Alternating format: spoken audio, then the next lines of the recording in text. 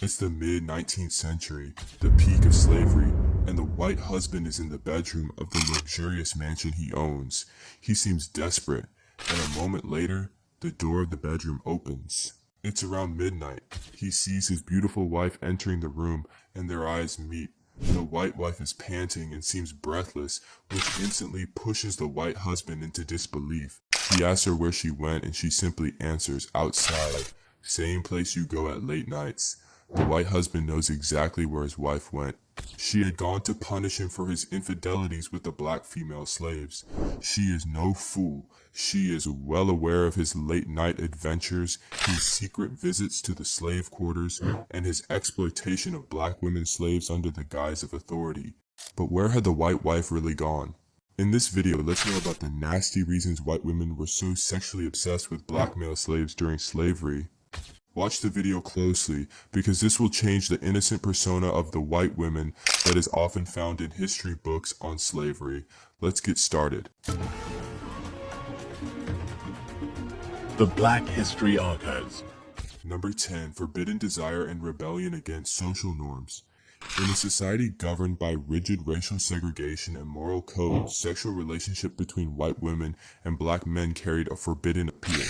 For some white women, engaging with black male slaves became an act of rebellion against societal expectations. While they enjoyed the racial privilege that shielded them from consequences, they were still restrained by patriarchal structures, often relegated to subservient roles in their marriages and communities. Engaging in these relationships allowed white women to feel a sense of liberation and control that they could not achieve with white men. The relationships, whether coerced or exploitative, symbolized a violation of the strict racial and social boundaries of the time. For some, it was a way to assert agency in a system that otherwise limited their autonomy, even as it perpetuated the oppressive dynamics of slavery. These acts of rebellion were not acts of courage, but of exploitation. The enslaved men involved had no autonomy, making the women's defiance one-sided and deeply harmful. By engaging in forbidden relationships, white women found a means of resisting societal expectations, but at the horrific expense of the lives and dignity of the enslaved. The brutal environment of slavery provided white women with the opportunity to indulge in fantasies and behaviors that they could not explore with white men. The dehumanization of black slaves stripped them of agency, turning them into tools for the gratification of their enslavers. Some white women used this dynamic to test the boundaries of depravity, engaging in acts of dominance, humiliation, and control that extended far beyond genuine desire. These encounters were often about power rather than intimacy. Enslaved men had no say, no autonomy, and no escape, making these interactions a grotesque display of absolute control. For white women seeking an outlet for suppressed frustrations or repressed desires, the enslaved men represented a space where they could act without fear of judgment or consequences. Number 9. Resentment toward white husbands. The marital dynamics within slaveholding households were often filled with inequality and dissatisfaction. White men frequently exploited black female slaves, creating a toxic environment of infidelity and unchecked power. Many white women trapped in loveless or abusive marriages held deep resentment toward their husbands and found ways to retaliate. Sexual exploitation of black male slaves became one such twisted outlet for revenge. By asserting control over enslaved men, these women mirrored the behavior of their husbands, perpetuating a cycle of abuse and power imbalance. This was not just about asserting dominance over the enslaved, but also a calculated way to provoke and humiliate their husbands. The societal stigma attached to interracial relationships, particularly between white women and black men, amplified the psychological impact of this defiance, creating an insidious dynamic where enslaved men bore the brunt of both sexual violence and marital discord. White women would try to humiliate their white husbands, tacitly saying that they were engaging sexually with the black male slaves they hated. In turn, this would increase the hostility of white men toward black men because they knew they were pleasing their white wives late at night, something they themselves couldn't do. Number 8.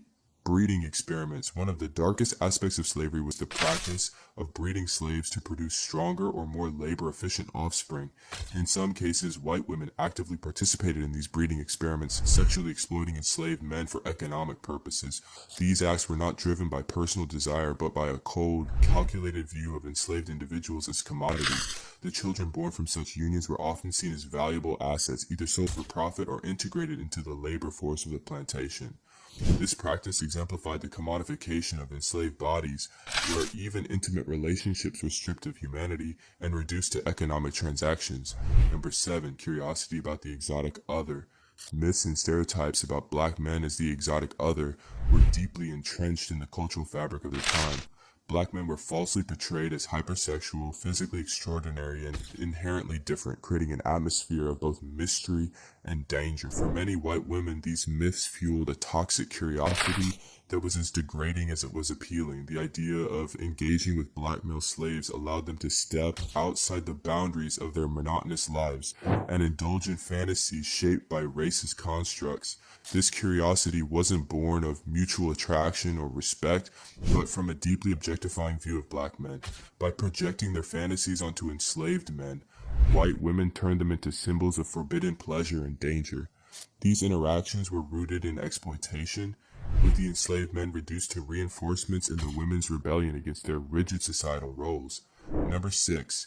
Asserting power in a male-dominated society. Despite their racial privilege, white women often had subordinate roles within the patriarchal structure. Their lives were governed by strict societal expectations, leaving little room for autonomy. Engaging sexually with black male slaves offered a perverse way to reclaim a sense of power within their limited sphere of influence. These relationships allowed white women to temporarily reverse the usual gender power dynamics, exerting absolute control over someone more vulnerable. This assertion of dominance was deeply exploitative. Enslaved men, stripped of their humanity and autonomy, became instruments through which white women could momentarily feel empowered. The acts weren't about desire, they were about asserting control, reinforcing racial hierarchies, and allowing a twisted sense of freedom within a broader system of oppression. Here's a reminder to please support us so we can make more videos for you by subscribing to our channel and giving the video a like. We want to build a strong community and we need your support. Let's continue now. Number 5, seeking emotional validation and attention. In some cases, white women did not only want sexual pleasure, but also a real sense of intimacy and feeling they are cared for. Even though these things required the free will of the person involved, white women were comfortable with forcing black male slaves to offer emotional validation and attention. That's because marriages in the antebellum South were often transactional rather than emotional. Many white women, neglected or undervalued by their husbands, felt emotionally isolated. This lack of intimacy and attention left them craving validation. Black male slaves, who were often forced into close proximity with white families, became the targets of these unmet emotional needs. Enslaved men, with no ability to consent or refuse, were used to fill emotional voids created by neglectful or abusive marriages. These interactions were not mutual but deeply exploitative, as the enslaved men were treated as tools to satisfy the emotional and physical needs of their oppressors. The imbalance of power was stark, with the women's actions rooted in selfishness and dehumanization. Number 4. Jealousy toward black female slaves. The rampant sexual exploitation of black female slaves by white men created an undercurrent of jealousy and resentment among white women. Rather than directing their anger at their husbands, some white women redirected their frustrations toward the enslaved population as a whole. This resentment often manifested in the sexual exploitation of black male slaves as a way to reassert dominance within the racial hierarchy. By targeting black men, these women wanted to regain a sense of control and superiority. Their actions were not about love or affection, but about reestablishing their position of power within a household dynamic that often left them feeling powerless. The enslaved men became pawns in a twisted game of marital resentment and racial dominance. Number 3. Sadistic pleasure and the thrill of cruelty. For some white women, the sexual exploitation of black male slaves was not about desire, but about the sadistic pleasure of exerting control over another human being. Slavery normalized cruelty, and for certain individuals, this extended into their intimate lives. The act of dominating and humiliating an enslaved man became a twisted form of gratification. This dynamic was especially despicable as it combined the dehumanization of slavery with the personal indulgence of cruelty. The enslaved men were stripped of their humanity and autonomy and reduced to objects of both lust and power. These acts weren't just violations of bodily autonomy, they were deliberate exercises in humiliation and control. Number 2, using black men as scapegoats. White women who engaged in relationships with black male slaves often exploited the societal narrative that painted black men as predators. If these relationships were discovered, they would scapegoat the men, claiming coercion or assault to protect their own reputations. This lie reinforced racist stereotypes and often led to horrific consequences for the enslaved men, including lynching, torture, or death. The ability of white women to escape accountability while subjecting black men to brutal punishment highlighted the pervasive racial injustices of the time. Their actions perpetuated a cycle of exploitation and violence that further dehumanized and victimized the enslaved population.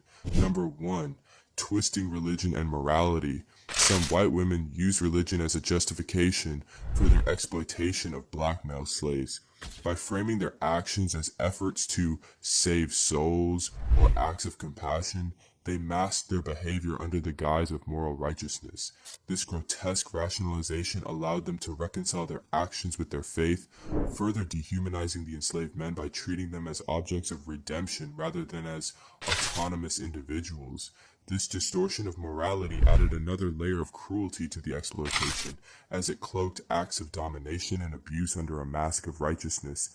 The enslaved men were stripped of their humanity not just through physical exploitation, but through the moral hypocrisies that defined their oppressors. What do you think about white women sexually exploiting black male slaves? Isn't it true that the reason behind that was mostly the sexual pleasure of white mistresses under the disguise of punishing husbands? In the comment section right below, share your thoughts on whether the act of punishing white husbands by engaging sexually with black men exists to this day, and can it be the reason why most white men feel jealous of black men? Would you like us to make more videos? If yes, please support us by subscribing to the Black History Archives and clicking the bell icon. You can check out more videos on our channel too.